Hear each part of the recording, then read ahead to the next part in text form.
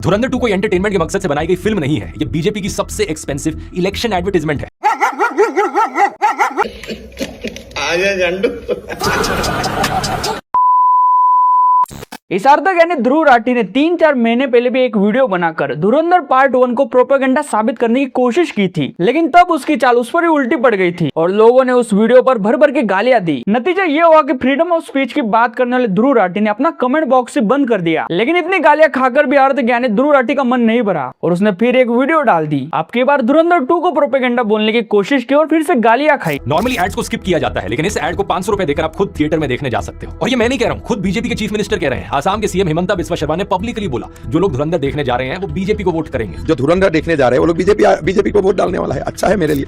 वाह भाई वाह, मतलब वीडियो स्टार्ट होकर ढंग से 1 मिनट भी नहीं हुआ और अभी से इसने आधी अधूरी वीडियो दिखाकर अपना नैरेटिव फैलाना शुरू कर दिया। ये जिस नेता की वीडियो इसने एडिट करके दिखाई है वो पूरा वीडियो मैंने ढूंढ लिया है, मैं आपको दिखाता हूँ और वो वीडियो देख के आप ही मुझे बताइए कि ये जो स्टेटमेंट उन्होंने दिया है उसका कॉन्टेक्स्ट क्या था और उस नेता का एक्चुअल इंटेंट क्या था। मूवी को लेकर कांग्रेस वाले कह रहे हैं कि ये आरएसएस बीजेपी का एजेंडा है, लेकिन आप देखिए कितना लोग देखने जा रहे हैं। मतलब आज दुनिया में लोग बीजेपी आरएस से ज्यादा हो गया।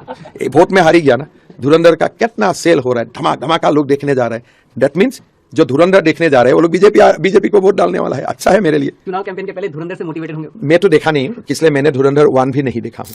इस वीडियो में साफ साफ दिख रहा है कि आसाम के सीएम हेमंता बिस्वा शर्मा अपनी पार्टी पर लगने वाले एलिगेशंस का सार्कास्टिकली रिप्लाई दे रहे हैं और एक तरह से इन एलिगेशंस को डिनाई करने के साथ ही वो अपने ओपोनेंट्स को भी मॉक कर रहे हैं कि कितने बेकार एलिगेशन लगाते हैं लोग। लेकिन इस ध्रुव राठी ने पूरी क्लिप से कॉन्टेक्स्ट हटा के सिर्फ उतना ही पार्ट अपनी वीडियो में रखा जिससे वो अपने ऑडियंस को दिखा सके कि देखो भाई, ये नेता तो मान रहा है कि ये मूवी देखने के बाद लोग बीजेपी को वोट करेंगे। इसका मतलब कि ये मूवी बीजेपी वालों ने नहीं बनाई है, इसलिए मैं इसको अर्थ ज्ञानी कहता हूँ। बीजेपी का ऑफिशियल हैंडल खुद फिल्म के गानों को मोदी के प्रमोशनल मटेरियल के तौर पर यूज कर रहा है। अरे भाई, अगर मैं कोई गाना बनाता हूँ और उस गाने को कोई अपने वीडियो में यूज करता है तो ना तो वो बंदा उस गाने का ओनर बनता है और ना ही इससे ये चीज प्रूव होती है कि जो गाना मैंने बनाया है वो एक प्रोपेगेंडा है जो कि मैंने उस बंदे के लिए बनाया है। मैं समझ सकता हूँ भाई कि तू पूरी जी जान लगाकर कोशिश कर रहा है इस मूवी को बीजेपी से लिंक करने की, लेकिन तुझे लिंक करने के लिए कोई खास वैलिड पॉइंट नहीं मिल रहा है तो तू सारी इधर उधर की बातें कर रहा है। जैसे कि इस पॉलिटिशियन ने बोल दिया कि ये मूवी देख के लोग हमें वोट करेंगे, तो उसको तुम ऐसे पोर्ट्रे करने की कोशिश कर रहे हो कि इन लोगों ने वो मूवी बनवाई है, या फिर कोई पॉलिटिशियन धुरंधर का गाना यूज कर ले रहा है तो वहां पर तुम ये लॉजिक बिठाने की कोशिश कर रहे हो कि देखो इन लोगों ने ये मूवी बनवाई है और इसीलिए ये लोग इस गाने को भी यूज कर रहे हैं। लेकिन भाई, मैं तेरी जानकारी के लिए ये बता दूं कि ये जो भी लॉजिक तू बिठाने की कोशिश कर रहा है ये सारी बातें बिना सिर पैर वाली बातें हैं, क्योंकि अगर इसी तरीके से लिंक एस्टेब्लिश किया जाता तो हाल ही में आपने भी आम आदमी पार्टी पर वीडियो बनाई हुई है जिसको खुद आम आदमी पार्टी ने बैठ के एक जगह पर देखा हुआ है और पब्लिकली उसको पोस्ट भी किया है कि देखो हम ये वीडियो देख रहे हैं। तो क्या हम लोग यहाँ से ये मान ले कि आपकी जो वीडियो थी वो वाली वो एक प्रोपेगेंडा वीडियो थी जो आम आदमी पार्टी वालों ने आपसे बनवाई थी ताकि आप उनकी इमेज को व्हाइट वॉश कर सके और एक टाइप से आप उनके एडवर्टाइजमेंट कर सके, या फिर आपके वो 2024 के इलेक्शन वाली टाइम वाली वीडियोस, जिन वीडियोस को ऑपोजिशन पार्टी वाले लोग पब्लिक में प्ले कर रहे थे, क्या वो भी एडवर्टाइजमेंट वाली वीडियोस थी? ऑब्वियसली नहीं होगी, क्योंकि अगर कोई पॉलिटिशियन आपके कंटेंट के बारे में बात करे तो आपका कंटेंट अच्छा है इसलिए वो बात कर रहे हैं, लेकिन अगर किसी और बंदे के कंटेंट के बारे में पॉलिटिशियन अपनी राय दे तो उस बंदे का कंटेंट अपने आप एडवर्टाइजमेंट हो जाता है। वाह भाई वाह। इन इस फिल्म में इतने झूठ भरे हैं कि इसके जरिए देश का इतिहास रीराइट करने की कोशिश की जा रही है। ध्रुव भाई, आपके हिस्ट्री बदलने वाले स्टेटमेंट से मुझे याद आया कि मैंने कई बार एक कमेंट पढ़ा था जिसमें एक बंदे ने लिखा था कि कोई जर्मन शेपर्ड कहता है कि अगर एक मूवी से आपकी हिस्ट्री बदल सकती है तो खुद की मूवी बनाओ और अपनी हिस्ट्री सही कर लो, और आदित्य धर ने भी वही किया। फिर मैंने रिसर्च की और पता किया कि कौन है जर्मन शेपर्ड जो इस टाइप की बातें करता है, तो मुझे पता चला कि ये तो ध्रुव राठी का ही वीडियो है, आप भी देखिए।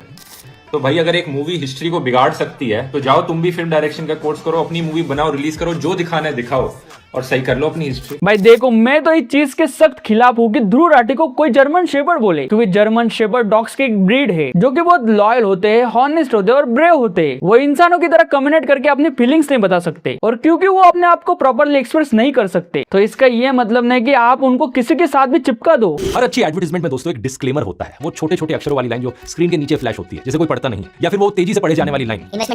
धुरंधर का डिस्क्लेमर भी कुछ ऐसा ही है। मुझे तो लगता है कि ध्रुव राठी ने या तो ये मूवी देखी ही नहीं करने या फिर इसे झूठ बोल के नैरेटिव सेट करने की आदत हो चुकी है। मूवी स्टार्ट होने से पहले अच्छा खासा टाइम लेकर डिस्क्लेमर को दिखाया जाता है और सिर्फ दिखाया नहीं जाता, स्लो मोशन में बोल के सुनाया भी जाता है। ये एक फिक्शनल वर्क है इंस्पायर्ड बाय रियल इवेंट्स और कहा जाता है आपसे कि any resemblance to actual persons is purely coincidental. ये कहना ही अपने आप में एक साफ झूठ है। मतलब आप नरेंद्र मोदी का असली चेहरा और असली फुटेज इस्तेमाल करोगे, दाऊद इब्राहिम और बाकी गैंगस्टर्स का असली नाम यूज करोगे और फिर कहोगे कि ये तो सब इत्तेफाक है। तो भाई इतना लंबा चौड़ा डिस्क्लेमर भी तो उसी के लिए लगा रखा है कि मूवी की स्टोरी रियल लाइफ इवेंट से इंस्पायर्ड है, लेकिन ये वर्क ऑफ फिक्शन है, पूरी रियल नहीं। अब भगवान ही जाने इतनी सिंपल सी बात इसको समझ नहीं आती कि ये मूवी है, कोई डॉक्यूमेंट्री नहीं, ये वर्क ऑफ फिक्शन है inspired by real life events. इसका छोटा सा दिमाग ये समझ ही नहीं पा रहा है कि एक डायरेक्टर अपनी मूवी में रियल फुटेजेस यूज कर सकता है और उसके अराउंड अपने फिक्शनल यानी काल्पनिक कहानी भी बना सकता है। मैं भी कह दूं ये कार्टून शेयर करके कि ये फिक्शनल वर्क है inspired by real life events, और अगर आपको किसी का भी चेहरा मिलता जुलता लग रहा है किसी से, ये सिर्फ इत्तेफाक की बात है। तो कह दे भाई, किसने रोका है तुझे?